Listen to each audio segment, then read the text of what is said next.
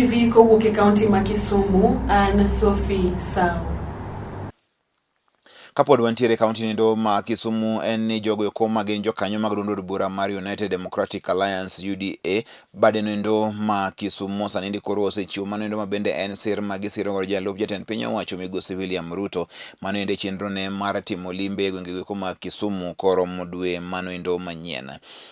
Duond od burano endo kokadho kuom bende manendo ma otelo ne mine e gwenge eko mikai KIPRUTO CHEMELI ne giwacho ni kosani koro mine eko ma Kisumu nigi mor ahinya mar mondo mi girwak Jalup jatend piny owacho kowacho ni sani endi osebedo ka koro okonyo jogo eko magin mine e yore gigo eko mag rido okange mag yuto.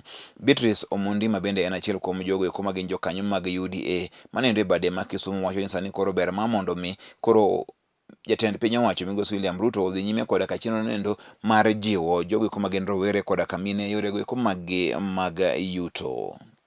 Naenda kusema ya kwamba tumekaribisha DP akuje nyumbani, tumekaribisha kama ni mambo kuhusiana na development, kuinua maisha ya watu wa kawaida ili watoke chini kwa ngazi ya juu.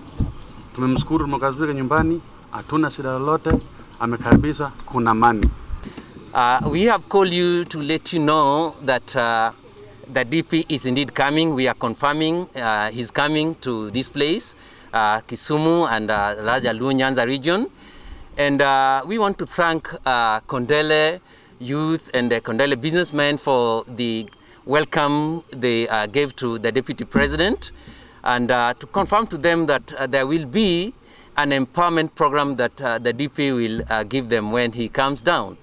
We also want to confirm to you that this is the team that is coordinating the DP's visit to Kisumu County.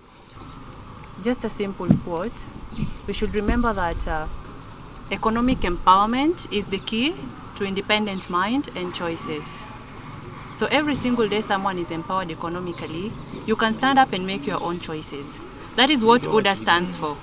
Economic empowerment for the youth and for everyone in Kisumu at large.